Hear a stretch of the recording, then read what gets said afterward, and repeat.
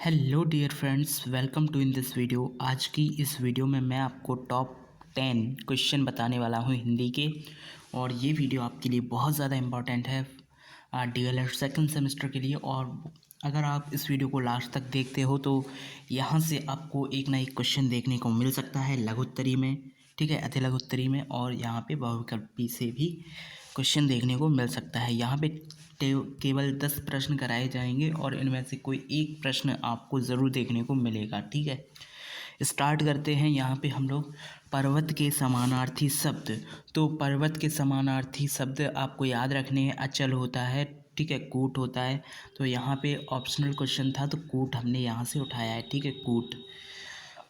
Okay, यहाँ पे अगला प्रश्न है गोदान उपन्यास के लेखक कौन है। तो गोदान उपन्यास के लेखक मुंशी प्रेमचंद्र हैं।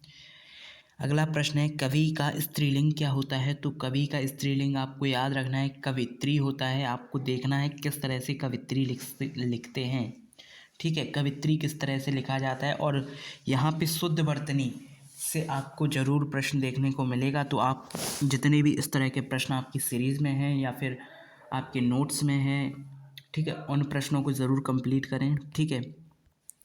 अगला प्रश्न आता है समास। समास से आपको ज़रूर प्रश्न देखने को मिल सकता है, जैसे कि महाकवि शब्द में कौन सा समास है। और समास आपसे पूछा भी जा सकता है, तो यहाँ पे कर्मधारय समास होगा, ठीक है। थोड़ा कैसा शब्द है। थोड़ा जो है वो परिणाम बोधक शब्द है, परिणाम, ठीक है, परिणाम बोधक शब्द है। इसी के साथ अगला प्रश्न आता है हमारा छठवां प्रश्न। छा जो होता है, ये वाला छा, क्षेत्रज्ञ छा, ये जो है वो संयुक्त वर्ड है। किसके संयोग से बनता है। तो आप बताओगे का प्लस शा, आधा का प्लस शा के योग से बनता है, ठीक है, छा। यहाँ पे आप लोग जो 3 व्यंजन होते हैं उनको याद रख सकते हो। क्षेत्रज्ञ, ये तीनों को याद रखोगे और यहाँ पे एक प्रश्न आपको देखने को मिल सकता है यहाँ से भी, ठीक है, ठीक है। अगला प्रश्न है घड़ी साज शब्द कैसा है। तो ये शब्द संकर शब्द है, संकर शब्द है, आपको याद रखना है। घड़ी साज जो शब्द है वो संकर शब्द है, ठीक है। अगला प्रश्न है प्रश्न नंबर 8। सरस्वती के पर्यायवाची क्या हैं। तो वीणा, पाणी, शारदा, भारती, इसके अलावा अन्य भी हैं, ठीक है। तो ये मोस्ट इम्पॉर्टेंट, मतलब यहाँ पे आप लोग देख सकते हो कि सरस्वती के पर्यायवाची क्या क्या हैं। तो वीणा, पाणी, शारदा, भारती, ये आपको याद रखने हैं।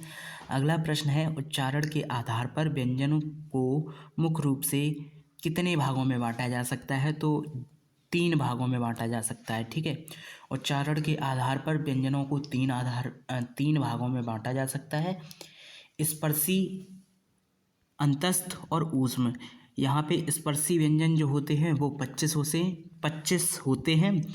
का से लेकर माँ तक के व्यंजन 25 होते हैं और इन्हीं को स्पर्श व्यंजन कहा जाता है, ठीक है, स्पर्शी व्यंजन कहा जाता है। अंतस्थ व्यंजन 4 होते हैं, ठीक है, या रा ला वा, ये जो है अंतस्थ व्यंजन है। इसके अलावा ऊष्म व्यंजन की बात करें तो ऊष्म व्यंजन भी 4 होते हैं। इसमें शा, स और हा ये रहते हैं, ठीक है, ये आपको याद रखना है। शा, सा, हा, ये जो हैं 4 हैं, ये ऊष्म व्यंजन कहे जाते हैं। अंतस्थ व्यंजन भी 4 हैं, यारा लावा, ये ऊष्म व्यंजन, अंतस्थ व्यंजन यारा लावा, ऊष्म व्यंजन शा, सा, हा, ठीक है। और का से लेकर माँ तक के जो व्यंजन होते हैं वो 25 होते हैं और ये स्पर्शी व्यंजन कहे जाते हैं, ठीक है। इतनी जानकारी आपको याद रखनी है। अगले प्रश्न पे आते हैं। लेखन एक शारीरिक क्रिया है जिसमें बालकों के हाथों को गतिविधि करनी पड़ती है। यह कथन किसका है, ये हमें बताना था। तो ये कथन है श्रीमती मॉन्टेसरी का। श्रीमती मॉन्टेसरी का ये कथन है, आपको याद रखना है। यहाँ पे मैंने आपको टॉप 10 क्वेश्चन बताए। इनमें से आपको कितने प्रश्न पता थे वो आप लोग ज़रूर कमेंट करके बताएंगे, ठीक है। बाकी आपको ये वीडियो कैसी लगी, अगर आपको इसी तरह की और भी वीडियो चाहिए तो आप कमेंट करके ज़रूर बताएं। Thank you, good bye, take care, see you soon.